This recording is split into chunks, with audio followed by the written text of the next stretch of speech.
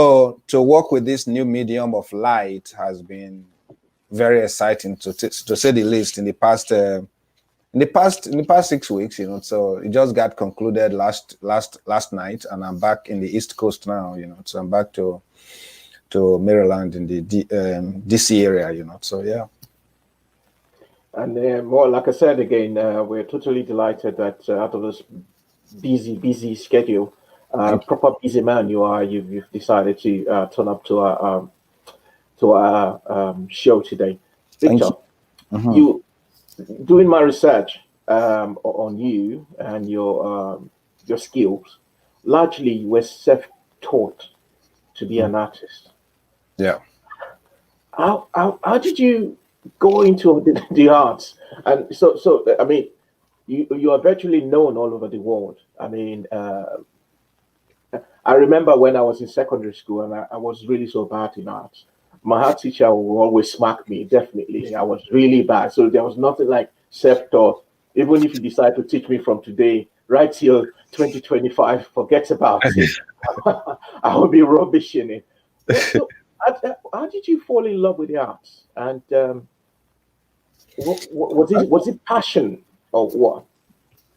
I would say it starts with passion, or is part of my DNA structure, like I always DNA design. But I'm a bit leery of the word of self-taught, because it negates the fact that we only have to be taught from the Western perspective of education in the arts, which is not how we are used to back home, you understand, So, or that is not how it has always been, you understand, because that is also to say, okay, if we are to dig a little bit deeper, who taught the people that were wood carvers or the bronze makers or the ivory carvers? Who taught those ones? Are they?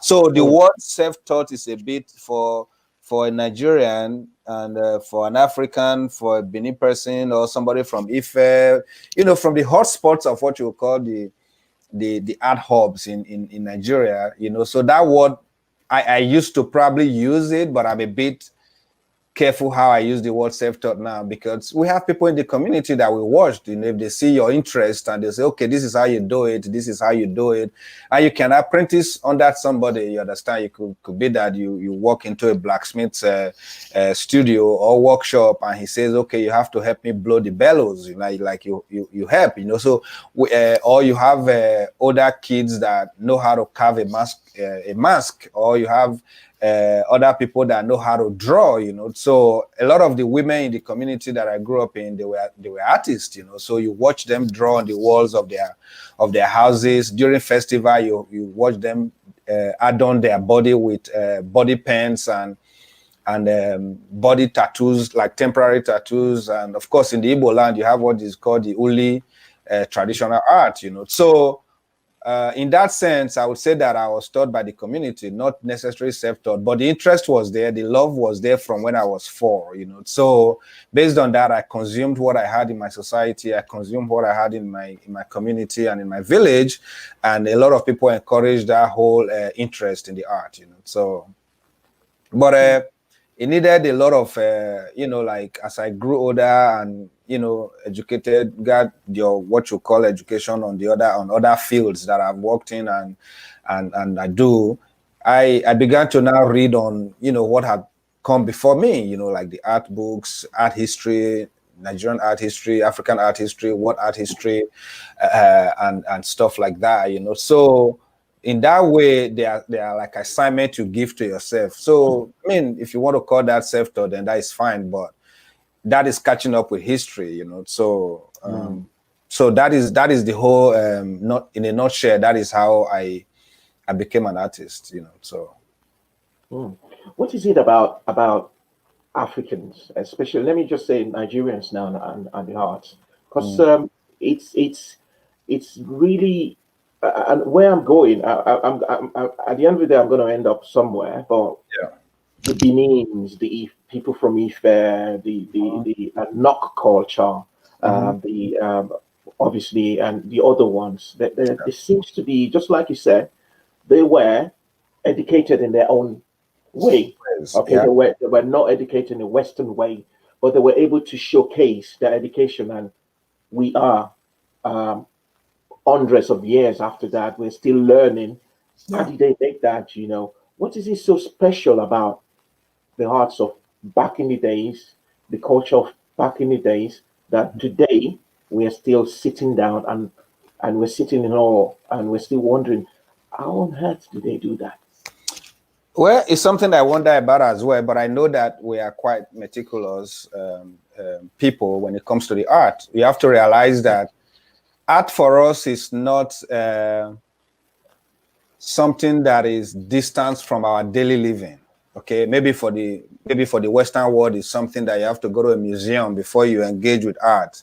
You have to go to a theater before you can see a play. You have to go to a museum before you can see works that are done. But if you grew up in a typical Nigerian society, I use Africa very very carefully, because I mean it's a continent. You understand? So if you go to any part of the of African community, you realize that art is everyday life. You understand what I'm saying? In the evening there are dancers, in the afternoon there are performance. So you have a minstrel that is singing along the road. You have somebody that is going to work and he's whistling and singing and just putting on a performance and doing his work. Then you have the festivals. Then you have to create costumes for the festivals, right?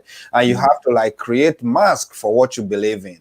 You understand? We have totems, okay? So we have blacksmiths, we have goldsmiths, we have all of these guys, because art for us is a way of life, okay? It's a daily life. It's like drinking water. You understand what I'm saying? And nothing has to be really basic, okay? So if you come to Edo or come to Benin, and a door is not just a door. That door has to be carved. That door has to be adorned. You understand?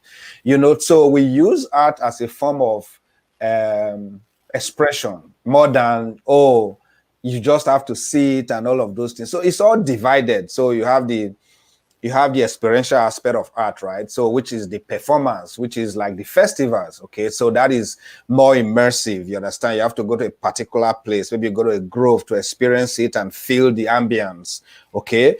Then the daily one, the cups, the mugs, the earthenware that we use in cooking, they are all decorated. They are all done add-on. If you go to a chief's house in front of, so the ways that we consumed art before the arrival of colonialism, and even a little bit afterwards, before we started destroying what we had, it was quite potent, So, but I think colonialism took an axe to what we believed in. They didn't understand. They understood it because they knew it was very potent, and they went after that, So, in decimating that whole thing and changing the belief of a whole lot of our people to begin to demonize their works, you understand? So whereas they took the ones that they can take, but they tell you that the ones that they couldn't take are really like bad, like, oh, how can you look at this? Why would you carve something like that?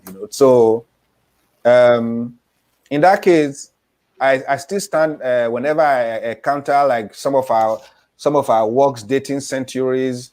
I mean, like, how did they do this? How did they worked with like really hard materials, So these are not things that are easy to carve into, like rocks, like maybe the Shona stones. How did you carve into stones? Where were the tools from? The bronze casting that has been there in the Benin Empire for the longest time is still ongoing till right now. I've made some of my bronze works from the historic